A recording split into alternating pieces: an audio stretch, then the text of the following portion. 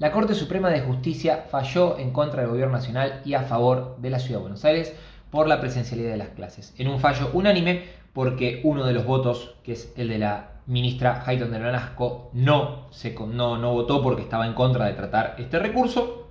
La Corte sostuvo que el Gobierno Nacional se había extralimitado en sus competencias al intentar inferir en una atribución provincial como son justamente el dictado de las clases. Recordemos, el Estado Nacional no tiene escuelas, sino que controla al sistema educativo, controla las universidades, que a su vez algunas tienen escuelas.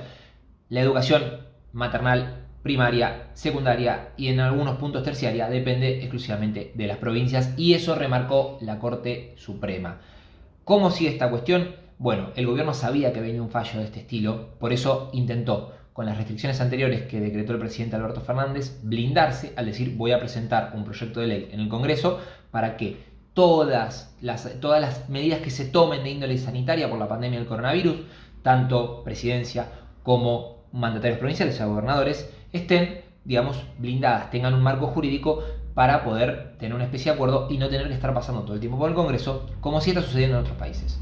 En el medio, una de las primeras voces, digamos, críticas fue justamente la de la vicepresidenta Cristina Fernández de Kirchner, que cargó contra el máximo tribunal y deslizó si no tiene que ser el Consejo de la Magistratura el que elige a los miembros para el máximo tribunal, para la Corte Suprema, que son elevados al Senado.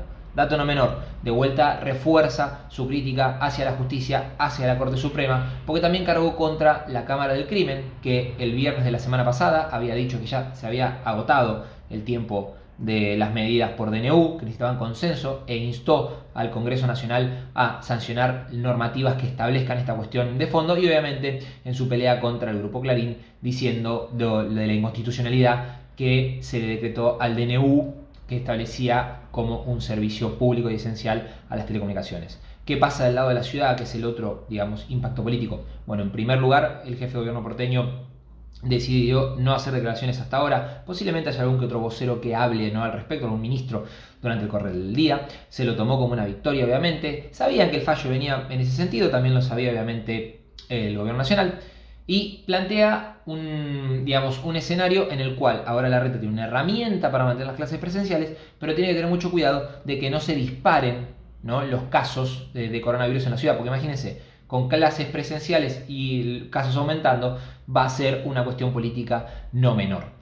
Además recibió el apoyo de otros gobernadores que, como él, plantearon rebeldía, como fue la cuestión de Córdoba con Juan Schiaretti y Mendoza con Rodolfo Suárez. Ninguno de ellos aceptó la virtualidad durante 15 días que se decreta en el mencionado DNU, y también hay un gobernador que buscó negociar esa virtualidad, que es Omar Perotti, que acordó 7 días de virtualidad en vez de 2 semanas de lo que decía el decreto. Esto obviamente se da en la antesala de lo que van a ser los debates legislativos. ¿Por qué?